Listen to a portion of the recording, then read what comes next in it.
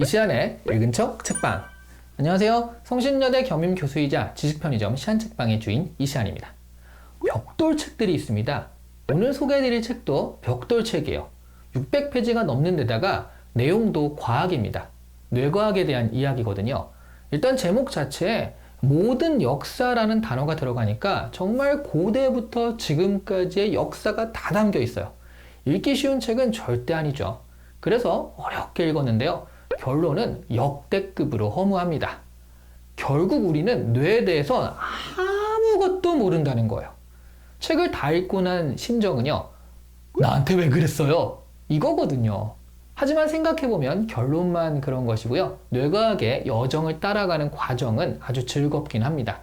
호불호가 좀 갈릴 것 같은 책이긴 한데요. 매니아들에게는 또 즐겁게 읽힐 책이기도 한 것 같습니다.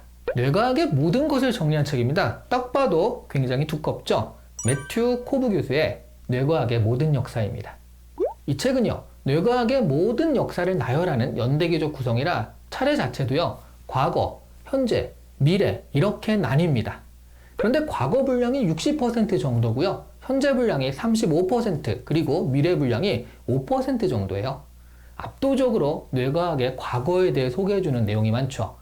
그러니까 말하자면 뇌에 대한 인류의 오해를 소개해준다라고 보시면 되겠습니다. 인류사의 거의 첫머리에 오는 오해는요. 뇌는 아무런 기능이 없는 쓸모없는 기관이라는 겁니다. 아리스토텔레스는 우리의 감각과 생각, 이런 감정이죠. 이런 것들은요. 심장에서 기인한다라는 글도 남겼습니다. 그래서 지금도요. 사랑을 표현할 때는 이 심장의 모습을 묘사한 하트를 쓰는 겁니다. 뇌가 이런 오해, 그러니까 쓸데없는 것이다 라는 오해를 벗기까지 거의 2000년 이상이 필요했습니다.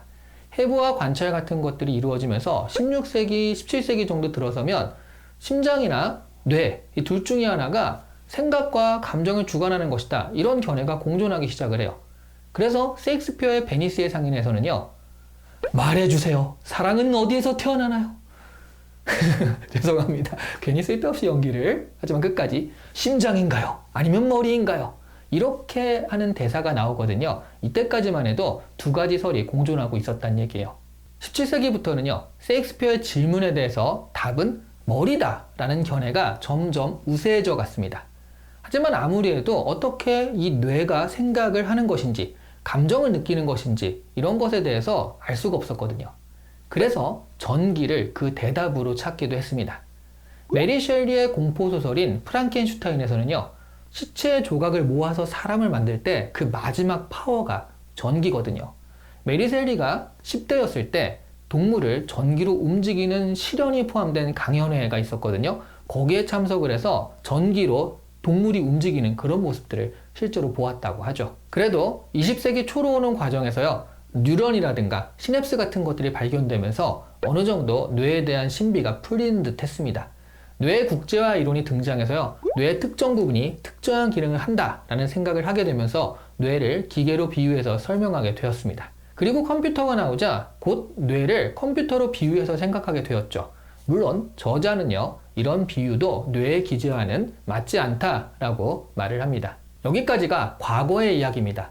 물론 훨씬 더 많은 과정들이 있지만 벽돌책이니만큼 하나하나 다 설명할 수가 없어서 크게 압축시킨 것이니까 더 궁금하시면 직접 찾아보시는 것도 좋겠습니다. 하지만 안 찾아보실 거죠? 제가 마저 설명을 해드릴게요. 현재로 오면요. 뇌에 대해서 생각나는 여러 가지 개념들, 형성되어 온 개념들이 결국에는 왜 아닌지에 대해서 그 과정들을 나열해 준다라고 보시면 될 것 같아요. 이 가운데 우리가 상식적으로 알고 있는 많은 부분들이 사실은 잘못되었다는 것을 알 수가 있습니다. 예를 들어서 강연하시는 분들이요. 이런 얘기 많이 하거든요. 웃으면 도파민이 분비되어서 행복해진다. 이런 말들 하잖아요. 아니랍니다. 도파민성 뉴런의 활성화가 쾌감을 생성한다는 사실조차도 분명치 않은 유사신경과학이라고 저자는 단호하게 말해요. 유사과학이라고 하면 사실 미신 같은 거 얘기하는 거잖아요. 유사신경과학이다 라고 하면 말하자면 이건 미신에 가까워 라고 말하는 것이나 마찬가지죠. 일정한 성분이나 호르몬이 일정하게 뇌에 작용하는 것은 아니라는 것입니다. 뇌과학에 대해서 조금이라도 아시는 분이라면 삼위일체의 뇌나 파충류의 뇌라는 말을 들어보셨을 거예요. 인간의 뇌는 세 가지 단계로 구분되어 있어서 가장 안쪽에는 근본적인 행동을 담당하는 파충류의 뇌, 그리고 두 번째 껍질에는 하등 포유류의 뇌, 그리고 마지막 껍질에 고등 포유류의 뇌, 이렇게 구성되어 있다는 것이거든요. 이것도 아니랍니다. 기본적으로 뇌의 한 부분이 한 가지 영역을 담당한다, 이런 것을 국제화라고 하는데, 이런 국제화에 대해서 논란이 아직도 많다는 거예요. 이 삼위일체의 뇌라는 개념을 가지고 천문학자인 칼 세이건이 책을 썼거든요. 에덴의 용이라는 책을 썼습니다. 저자는 이 책을요, 약간의 과학적 사실에 정신분석학적 헛소리, 그리고 빈약한 인류학 지식과 과도한 양의 추측으로 점철된 책이라고 평가를 합니다. 이러면은 말이병까지 사실은 굉장한 비난이죠. 국제화에 대한 오해는요, 우리에게는 좌뇌와 우뇌라는 구분으로 더 잘 알려져 있습니다. 우뇌는 창의적이고 좌뇌는 논리적이라는 건데요, 이것도 아니랍니다. 좌뇌와 우뇌의 근본적인 차이는 분명하지 않다라고 해요. 정말 책을 따라 읽어가면 우리가 알고 있는 한 줌밖에 안 되는 뇌에 대한 상식들, 그런 것들도 모조리 틀렸다라는 것을 알 수가 있어요. 현재 파트의 마지막에서는요, 의식에 대해서 말을 해요. 사실 우리가 지금 뇌과학에 관심을 가지는 중요한 이유 중에 하나도 의식 때문입니다.